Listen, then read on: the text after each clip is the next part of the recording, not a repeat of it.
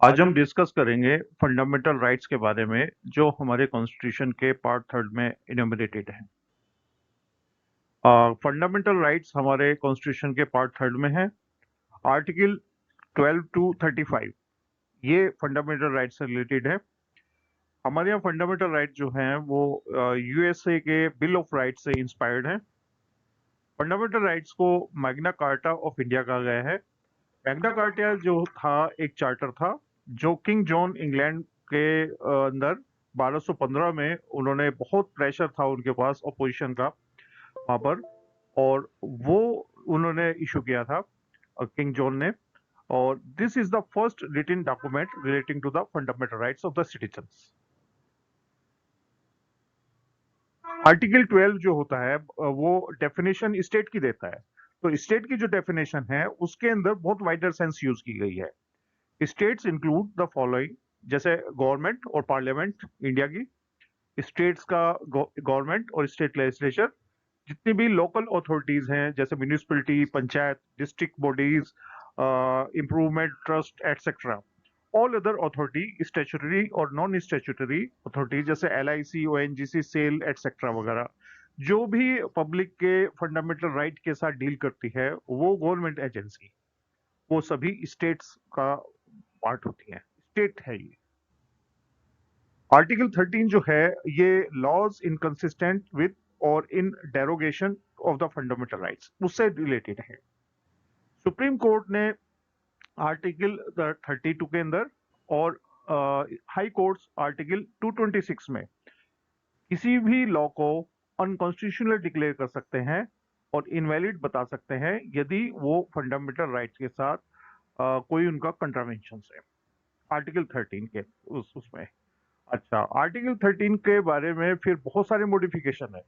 और जो constitutional amendments हैं वो पहले जो शंकरी प्रसाद केस के अंदर ये कहा गया था कि आर्टिकल 13 के लॉ अलग हैं और कॉन्स्टिट्यूशनल अमेंडमेंट्स अलग है, लेकिन केशव नंद भारती केस के अंदर आते आते इतने डेवलपमेंट हुए हैं, वो हम कॉन्स्टिट्यूशनल अमेंडमेंट वाले उसमें डिस्कस करेंगे। और मैंने एक उसका वीडियो उस पर अपलोड किया हुआ है, आप उसे देख सकते हैं कि उसके अंदर किस तरह से हमारा कॉन्स्टिट्यूशनल अमेंडमेंट वो हुआ है, किस तरह से हमारा कॉन्स्टिट्यूशनल अमेंडमेंट में कोर्ट और हमारा जो लेजिस्लेचर और एग्जीक्यूटिव के बीच में किस तरह से डेवलपमेंट्स हुए हैं, वो सब उसके अंदर है। तो पहले ये था कि शंकरी प्रसाद केस के अंदर आर्टिकल 13 में जो लॉज हैं और जो कॉन्स्टिट्यूशनल अमेंडमेंट है वो डिफरेंट बताए गए थे।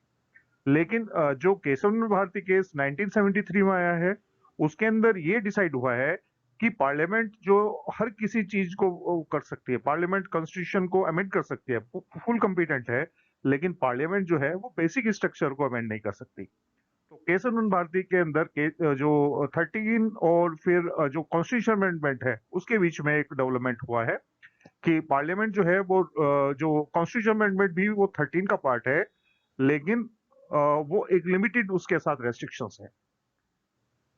शुरू में शंकरी प्रसाद केस के अंदर तो 13 और constitution amendment totally different supreme Court ने इंटरप्रेट किए थे, लेकिन केशव भारती केस के अंदर पार्लियामेंट जो है कॉन्स्टिट्यूशनल अमेंडमेंट यदि वो होते हैं बेसिक स्ट्रक्चर के साथ, यदि कुछ उनके साथ वायलेशन होता है तो लॉ 13 उसमें अप्लाई होगा।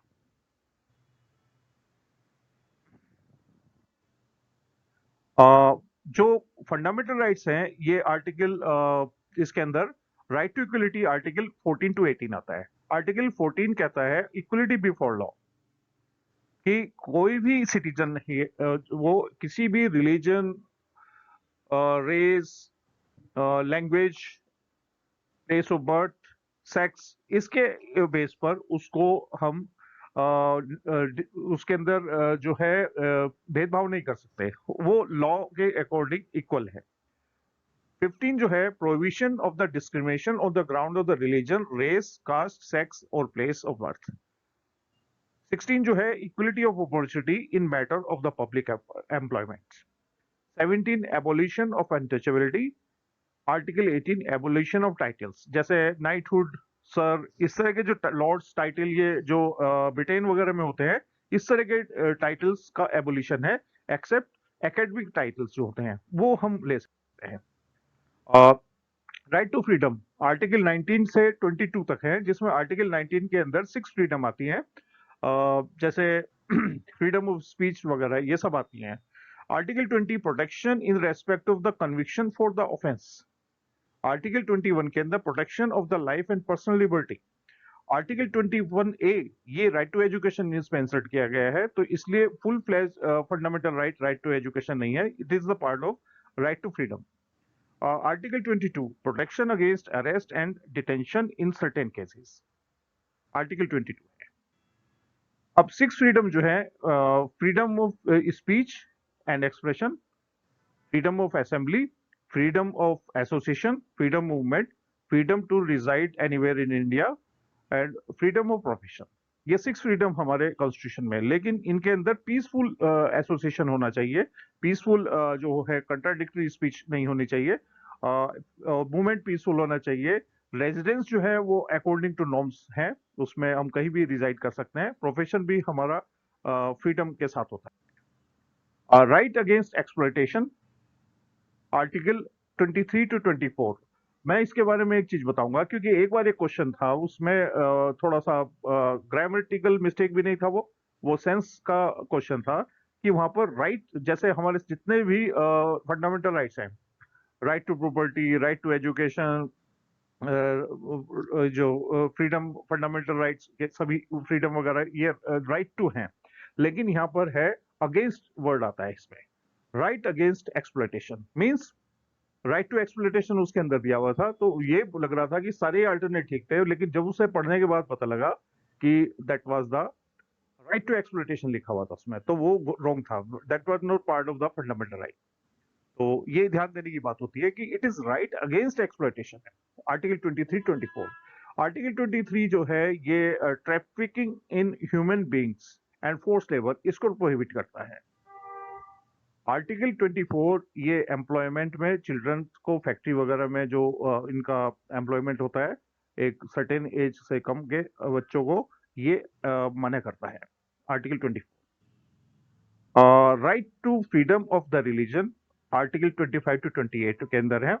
आर्टिकल 25 कहता है freedom of conscience and free profession, practice and propagation of the religion. conscience. Article 26 कहता है freedom to manage religious affairs.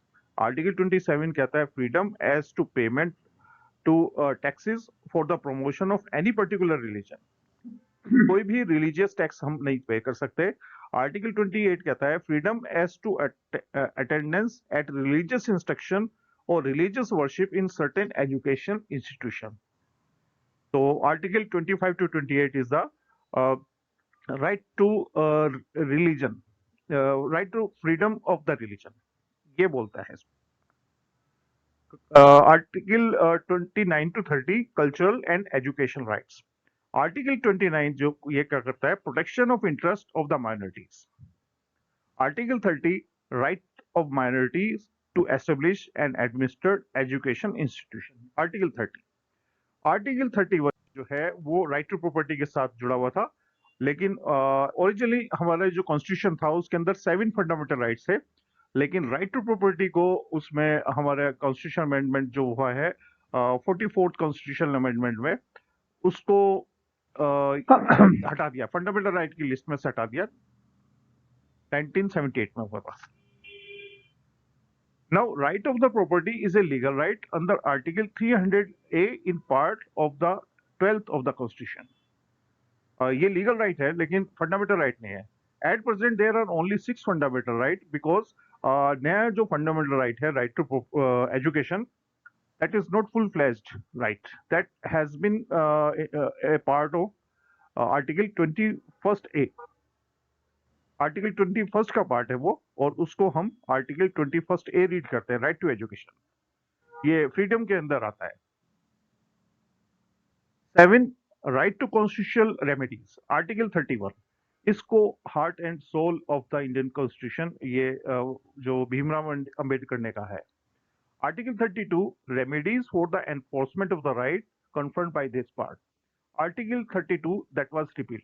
Article 32 ये कहता है कि यदि फंडामेंटल राइट में कोई भी इंटरफेरेंस होता है तो उस केस में हम कोर्ट जा सकते हैं डायरेक्ट। तो उसमें कोर्ट रिट इशू कर सकता है, habeas corpus, mandamus, certiorari, prohibition, quo warranto, इस तरह की जो रिट्स हैं वो वहां से इशू हो सकती हैं। जहां तक उसकी बात है, रिट इश्यूज पावर जो होती है सुप्रीम कोर्ट, हाई कोर्ट दोनों के पास होती है, लेकिन हाई कोर्ट के अंदर रिट इशू करने की पावर्स ज्यादा है। Article 33 power the parliament to modify the right conferred by this part in their application to the force, etc. Article 34 restriction on the right conferred by this part while martial law is in force in an area. Article 35 legislation to give effect to the provision of this part. ये Article 34, 33, 34, 35 ये जो है ये additional articles हैं। तो ये fundamental right जो है 12 से 35 तक ये एक्सटेंड होता है हमारे कॉन्स्टिट्यूशन के आर्टिकल्स में। फंडामेंटल राइट जो होते हैं ये डिफेंडेड और guaranteed by the supreme court होते हैं। सुप्रीम कोर्ट इनको डिफेंड और गारंटीड करता है। वैसे भी सुप्रीम कोर्ट हमारा कॉन्स्टिट्यूशन का जो guardian of constitution is the supreme court. Fundamental right जो होते हैं ये एब्सोल्यूट नहीं है, ये क्वालिफाइड है, क्योंकि इन पे कुछ टाइम में रेस्ट्रिक्शन लग सकती है, जैसे नेशनल इमरजेंसी के अंदर।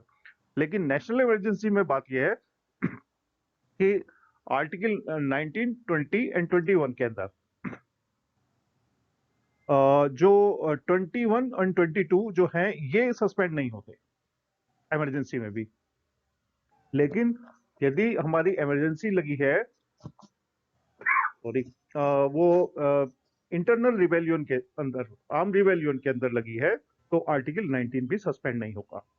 आर्टिकल 19 को सिर्फ एक्सटर्नल इमरजेंसी के बेस पर ही सस्पेंड किया जा सकता है। अच्छा, कुछ फंडामेंटल राइट जो होते हैं ये सिटीजन्स के लिए अवेलेबल होते हैं, और बाकी जो है वो सिटीजन्स और फॉरेनर्स जो हैं उनके लिए भी अवेलेबल होंगे।